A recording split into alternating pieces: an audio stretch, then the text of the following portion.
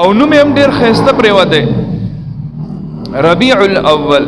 یقینا چې د حضور نبی کریم صلی الله تعالی علیه وسلم راتلل سپرلیو، د نبی علیہ الصلوۃ والسلام راتلل دا سپرلیو او دا بهارو. ځکه الله رب العزت قرآن مجید کې فرمایي وما ارسلناک الا رحمتا للعالمین. اے نبی ما ته د مخلوق د بارا د دې انسانانو د بارا ما ته رحمت جوړ کړی او لېږلی مې. وما ارسلناک الا رحمتا للعالمین، او د ټول جهان والو د بارا ما ته رحمت جوړ کړی او لېږلی مې. یقینا چې رحمت چې نبی علیہ الصلوۃ والسلام په کوم ځای کې موجود وو، نو د نبی علیہ الصلوۃ والسلام د موجودګي به داسې وه چې هلته به امن و، هلته به سکون. نبی علیہ الصلوۃ والسلام دومره برکتی ذاتو، دون د امن والا ذاتو، رحمت والا ذاتو، چې د اوس او د خزرج کومې لړایانې وې نو دا مشهوري وې. د اوس او د خزرج لړایانې دا مشهوري وې چې د هغو لړۍ نه ختمې ده. کم نسل چې د نبی علیہ الصلوۃ والسلام په وخت کې موجودو د هغه نسل نه تپوس وکړو چې ستاسو دا جګړه او لړۍ په څه خبره باندې ده، نو هیڅ چاته هم دا پته نه و چې دا جګړه د څه وخت نه شروع شوې ده او په څه خبره باندې ده. بس لړۍ ده شروع ده. د نبی علیہ الصلوۃ والسلام د نبوت نه مخکې د خلکو دا اخلاقو، یو سړی به راغی او په لاره کې به خپلې خپې وغځولې. هلکه دا خپې دې ولې غځولې؟ دا خپې دې ولې غځولې؟ په دې خلکو ته تکلیف دی، څوک به راوغورځېږي او په لاره کې څوک خپې غځوي، دا ته څه کوي؟ نو هغه به وایي ځکه په تاسو کې څوک نري جوړ دی چې زما دا خپې دې اوچتې کړي. جو یو کس به راغی یو توره به سره و، توره خو د هغو هسې کلچر و، توره ډال دا خو د هغو کلچر و، عام طور به استعمالېدو. جو توره به یې راښکله جو ورېږه ځای دی نه لرې کوم که نه جو خورم جو خپې به یې دېس ته ووالې، خپې به یې دې ووالې. نو اوس خو دې د کاره ووتو که نه، جو خپل خاندان له به یې لانجه جوړه کړه، خاندان له به یې غویمه جوړه کړه. جو هغه خلک به راله قاتل خو به ګرځېدو که نه، کم کس چې به سړی والی و، جو به هغه سره به یې لانجه جوړه کړه، هغه به یې قتل کړو.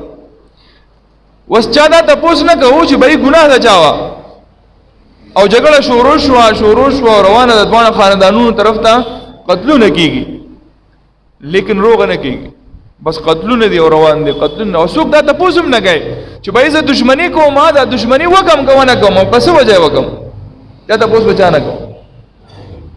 د نبي علیہ الصلوۃ والسلام براتلو سره امن راغی، سکون راغی.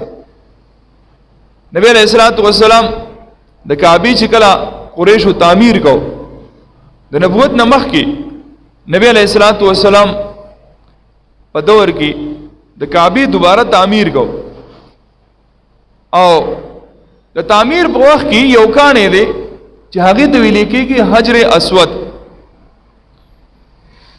دا حجر اسود د دې د ایښودو موقع راله چې دا حجر اسود مونږ دلته نصب کو په کعبه کې ولګو. نو دا قبیلو اختلاف راغی، هر سړی وی زه مشر یم، هر سړی وی زه سردار یم، هر سړی وی زه سردار یم، زه مشر یم، ما ته حق دی چې دا کاڼی زما په لاسو کې ایښودلی شي ځکه چې زه معتبر یم. وی لکه بهی داسې به وکړو چې سحر کم سړی راننوتو که نه اول دې کعبې ته، دې ځکه ته مطاف ته څوک راغی اول چې په حقه سړي باندې و فیصله کو چې څوک دا کاڼی کېدي. اوس د الله رب العزت کارونه چونکې کاڼی جنتي دی، الله را لېږلی دنیا ته، نو الله رب العزت د خپل حبیب محمد مصطفی احمد مجتبی صلی الله تعالی علیه وسلم په مبارک لاسونو یې ښودل منظور کړو. سهار چې کته جو نبی علیہ الصلوۃ والسلام د ټولو نه اول مطاف ته تشریف راوړ چې دو ولې ولکه بای وای بالکل ټولو یې زموږ په اتفاق دی، ځکه چې نبی علیہ الصلوۃ والسلام هستی داسې وه صادق او امین چې دې چېرته دروغ نه وای، چېرته په امانت کې خیانت نه کوي، چېرته بدعهدي نه کوي. دا سړی ټیک دی چې داسې فیصله وکړه زمونږ ټولو ته منظوره ده، دغه مسله ټولو ته منظوره ده، دغه فیصله څه فیصله چې وکړه مونږ ته منظوره ده. اوس نبی علیہ الصلوۃ والسلام عجیبه غونډه کې هستی ده کنه.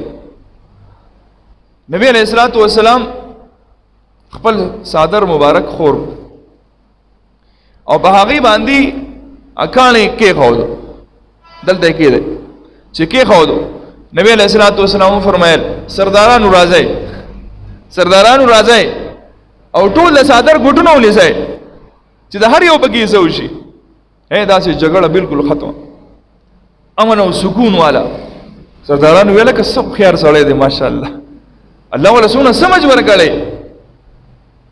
ویرا وړي اقضیه ته راوړو په کمزې کې چې نسب ده او نبی علیہ الصلوۃ والسلام کانه بخپل الله سو مبارک راواغز دوه قضیه ولګو نبی علیہ الصلوۃ والسلام لیکن سرداران یې مخه پنه کړه ځکه چې الله ته منظور ودا چې دا به نبی علیہ الصلوۃ والسلام لګي. نبی علیہ الصلوۃ والسلام هغه شر او شدت هغه په امن باندې بدل. د نبی علیہ الصلوۃ والسلام هستی وا د نبی علیہ الصلوۃ والسلام ذات داسیو چې په کم ځای کې وو نو په هغه ځای کې به امن. د کفار مکه با نبی علیہ الصلوۃ والسلام ته بار وی ته چې موږ د کم عذاب نه یری نو هغه عذاب راولا کنه کله به راولې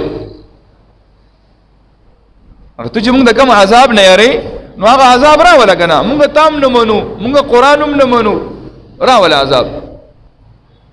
نو بیا الله رب العزت قران مجید کی سورہ انفال کی فرمای چې ما ټول عذاب ولي ورنکو نو د هغه او سو وجې دی یو وجب کې دا چې په کوم ځای کې حضور نبی کریم صلی الله تعالی علیه وسلم موجودی نو په هغه ځای کې زغبل عذاب نه را لګم ځکه چې دا نبی ما را لګلې دی او ما ارسلناک الا رحمتا للعالمین.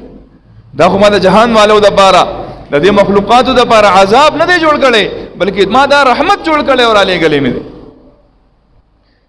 نو د نبی علیہ الصلوۃ والسلام